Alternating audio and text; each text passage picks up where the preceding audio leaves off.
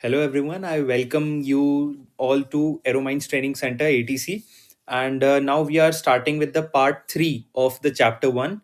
Since it's a long chapter, we have made short clips of 20-30 minutes and made it in a chapter of three parts. So now we'll be starting with the Newton's first law of motion. In the last we did was kinetic energy.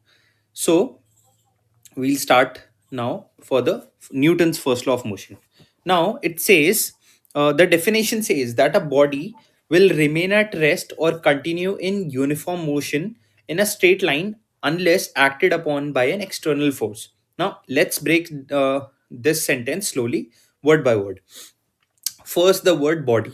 Okay, any object means body means any object. So remember, body can be anything. It can be a car, it can be a stone, it can be an aircraft, it can be anything, even air. Now if the body is at rest, meaning it is not moving, it will continue to remain at rest. It will not start moving on its own. It needs some external force to make it move. And external means a force that is coming from outside the body, not inside, like an engine, wind or a push. Now look at the second part. If a body is already moving, it will continue moving in a straight line at a constant speed. The constant speed means the speed which does not change. The straight line means the direction which does not change. Now it will keep doing this forever unless an external force acts on it. Now, so what does this law really tells us? It tells us that motion does not change itself. It is not changing itself to start a motion, to stop a motion, or to change a direction. Force, force is required. Okay, this is extremely important.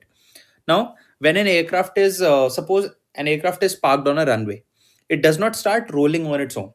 The thrust is required from the engines. When an aircraft is cruising in straight and level, it does not suddenly stop or turn unless some force like drag, thrust change, or any control input is given to it. Okay, now this law leads us to the direct application concept of the inertia. So we'll first mark this, then move to inertia. So first law is a body will remain at rest or continue in uniform motion until and unless an external force is acting on it.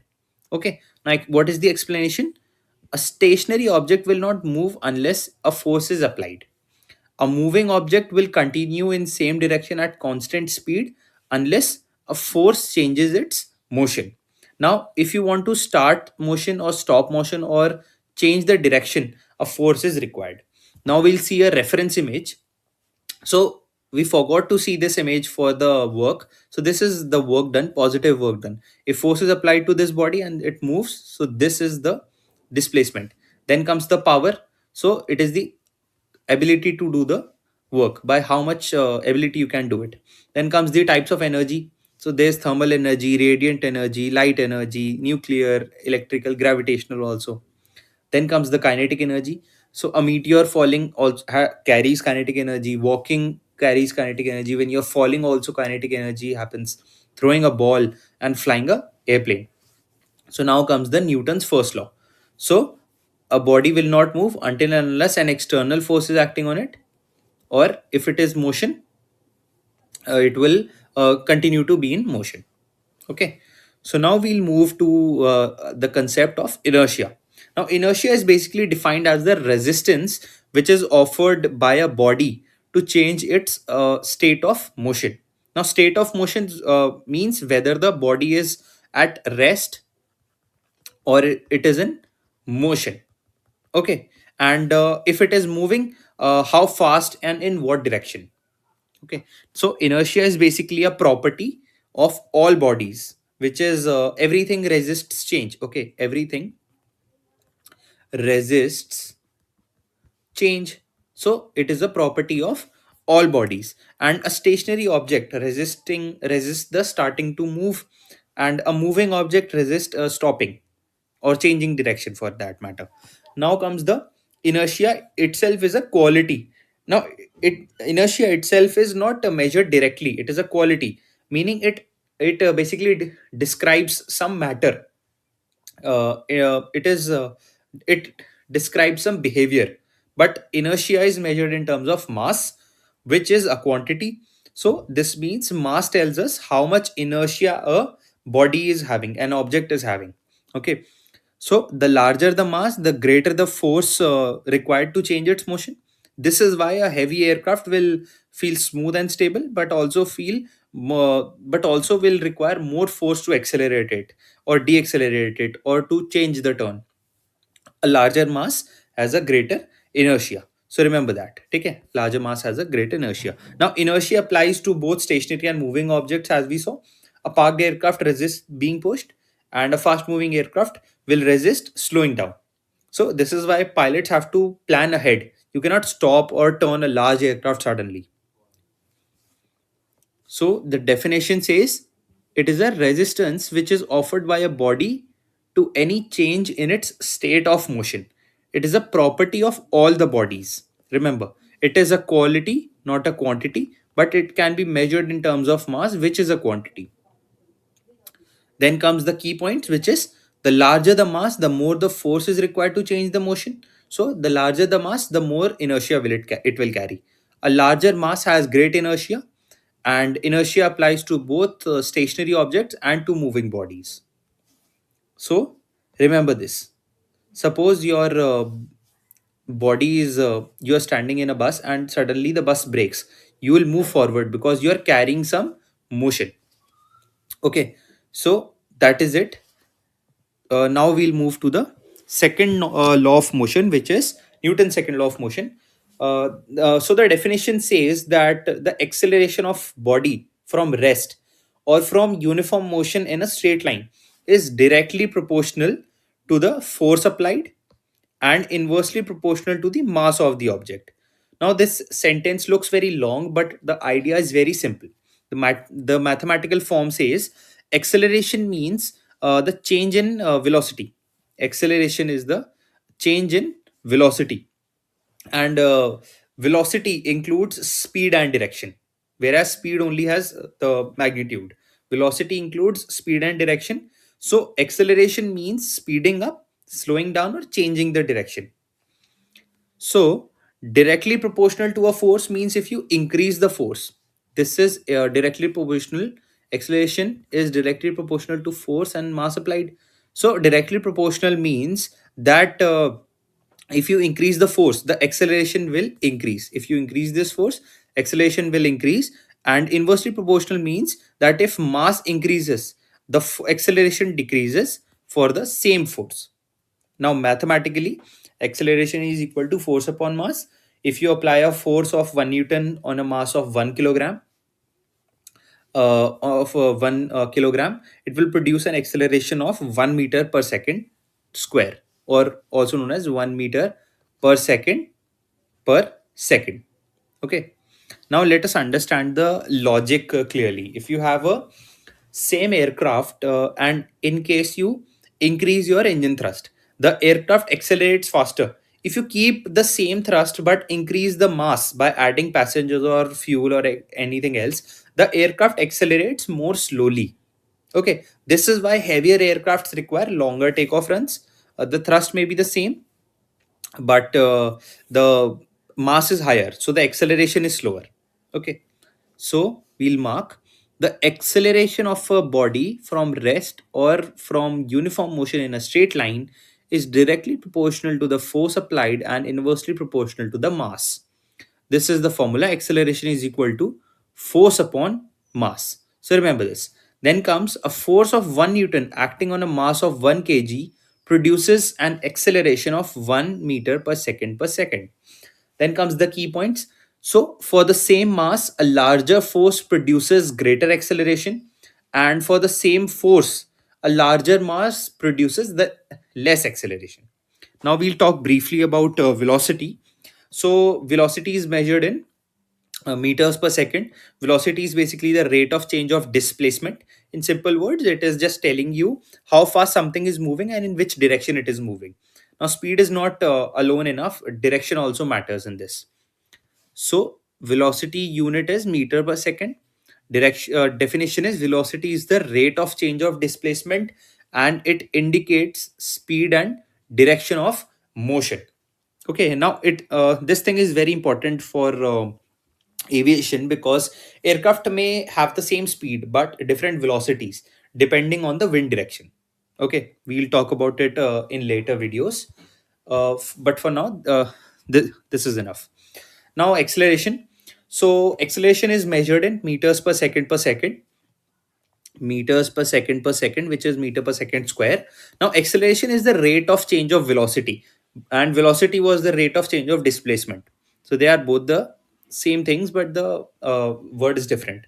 Now, if the velocity changes either in speed or direction, the acceleration is present. Okay, the formula is the same as before.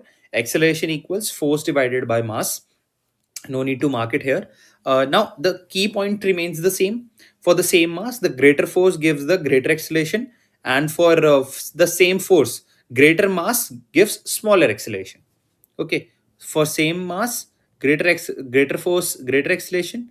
For the same force, greater the mass, the smaller the acceleration. Got it? Now let us move on to momentum.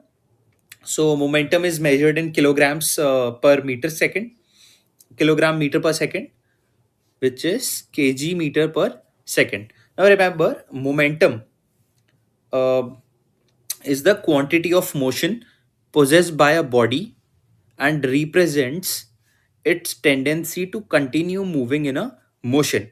Now, momentum is the basically it represents the tendency to continue once it is in motion. Momentum is calculated as mass into velocity. This is important. Both the mass and velocity matter. Mass and velocity. Now let us take an example. uh, a body of 10 kilograms moving at 2 meters per second has momentum which is equal to 10 multiplied by 2, which gives you 20 kilograms per meter second.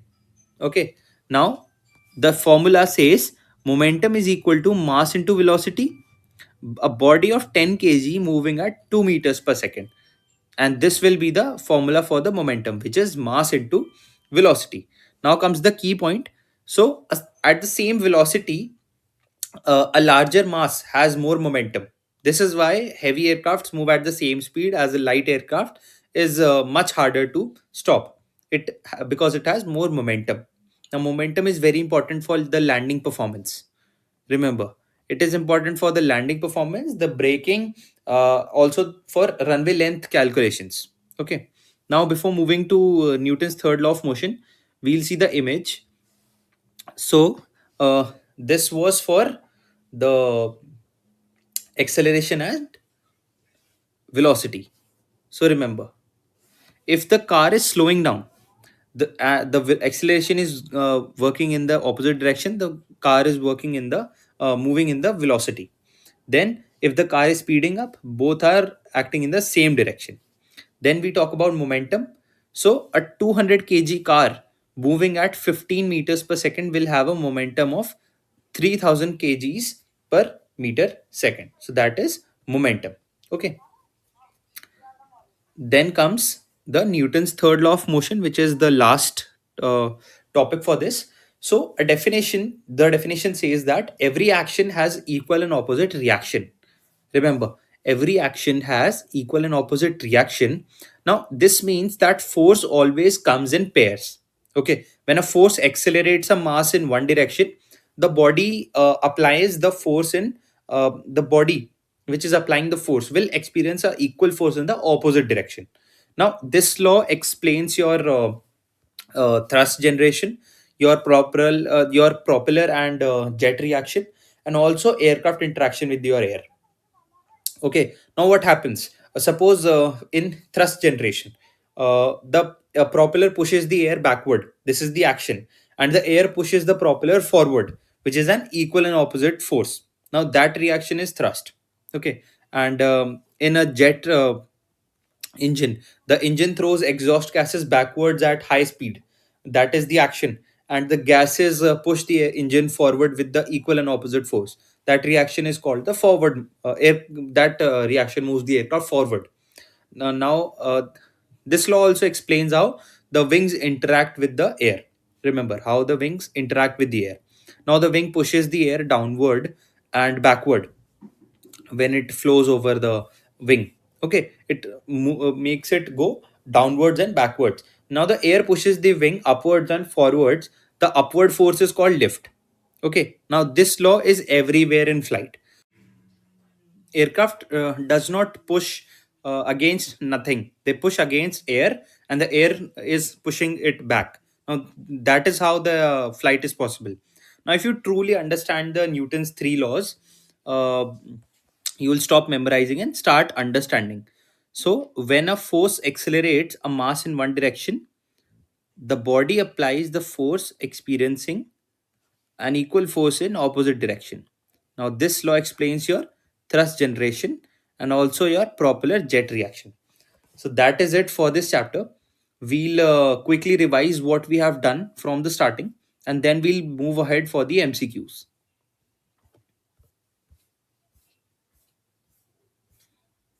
So it's a very lengthy chapter, but it's very easy to understand because it's forming the basic of your POF. So first we saw what are the basic requirements: wings, fuselage, tail surfaces, control surface, engines. We saw each and everything: wings, fuselage, the your engine, then your tails, and then your controls. Then comes the aircraft design philosophy, nothing to study again. Why aircrafts look different? Because every aircraft is serving different purpose. The position and arrangement of these components vary upon the purpose of the aircraft. Okay. Now, why do the wing platforms differ? Why are they mounted like this? Why at a particular angle? Every design has a functional reason. So what is weight? Which acts downwards and vertically downwards always. So remember, okay, this is weight. Then comes lift. So for an aeroplane to leave the ground and fly, lift is required, which opposes the force of weight. And when lift is more or equal to the weight, the aircraft lifts off. Then comes the thrust, which we saw, which is provided by the engines to allow the aircraft to enable the lift generation. Then comes the drag, which is the resistance to motion, and it acts opposite to the direction of motion. Then comes the four forces acting on an aircraft: lift, drag, weight, and thrust. Okay, then these four forces are related to each other. Now if you increase the weight of the aircraft, lift will more lift will be required, and if more lift is being generated, greater drag will be produced, and if there is greater drag, to overcome that drag, more thrust will be required. Okay, then comes the air properties. So air properties is not constant, it changes with altitude, such as the density, pressure, and temperature. Then comes the aircraft design. So every efficiency in one part of an aircraft leads to a degradation in another part. So that is the concept of the aircraft designing. The designers plan very intelligently how to manage the design, so and make a perfect design. Although no design is perfect, but the most suitable design. Then comes the direction of motion versus the direction of pointing. So as we saw, so these are the four forces. Remember this. Then comes the direction of pointing and direction of motion. So this is the direction of pointing, and this is the direction of motion. Okay. Then comes, so the airplane is not gripping the air as the car does when it grips the road. Then comes the mass, which is kg. Definition is quantity of matter in a body. How difficult it to start or stop a moving body. Okay, so a mass, how much matter it contains. Then any substance, the larger the mass, the more the force will be required to move it, and more time or distance it is needed to change the direction. Then comes what is force. Newton. Force is a push or a pull. Aircraft, in flight, aircraft is acted upon by four forces. Okay, so force is a push or a pull. Then comes your weight. So weight is in Newton because it is a force, which is a force due to gravity. And you guys can do this example once again. Then comes the CG. CG is the point where the total weight of the aircraft acts. Okay, and an aircraft in flight is considered to rotate about its CG, and it is important for the limits of the aircraft. So this is the CG: weight and lift. Then comes work. So work is in joules, and a force is said to do work when there is movement in the direction of the force applied. And if no movement occurs, no force is done. Remember, work is force into distance. Then comes the example which you can do. And Newton meter is also known as joule. Then comes power, which is watt. Power is the rate of doing work, basically how fast work can be done.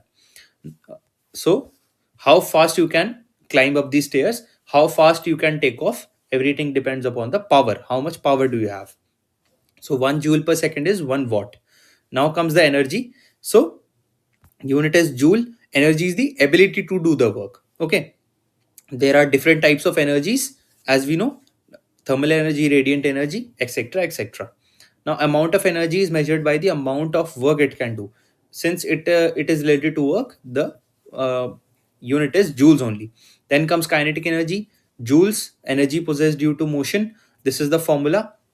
Mass does work when it is brought to rest. Then do this example if you can. Doubling the velocity will increase the velocity by 4 times, because the effect of velocity is more than the mass. Okay, you guys can read this also. Then the Newton's first law of motion: a body stays in rest and stays in motion until and unless an external force is acting. A stationary object will not move. A moving object will not change the direction or speed. Or to start motion or to change direction, a force is required. Then comes inertia. So this is for the Newton's first law. Then this is the inertia. Inertia is basically the resistance which is offered to by a body to a change in the state of motion. It is a property of all the bodies. Larger the mass, the greater the force will be required. So large mass has great inertia. Then comes the Newton's second law. This is the law which is acceleration is proportional to F upon m. So if you increase the force, acceleration increases, but if you increase your mass, the acceleration decreases. Now comes the velocity, which is the rate of change of displacement, which is meter per second. It indicates speed and direction. Then acceleration, which is rate of change of velocity, and meter per second per second. Then comes the momentum, kg meter per second. It is the quantity of motion which is possessed by a body. Now see in this, you can see 200 kg car moving at this speed will have a momentum of 3000 kgs meter per second. Okay, do this example if you can. Then the Newton's third law of motion: every action has equal and opposite reaction. You all must know this. When a force accelerates a mass in one direction, the body is applying force in another direction as a opposite reaction. So it explains the thrust generation, propeller, and the wing and the air interaction.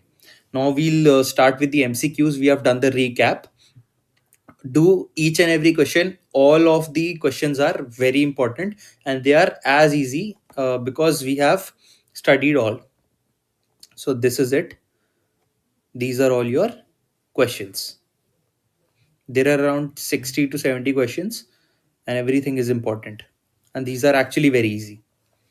When you guys complete your recap and everything, do this after completing your studies.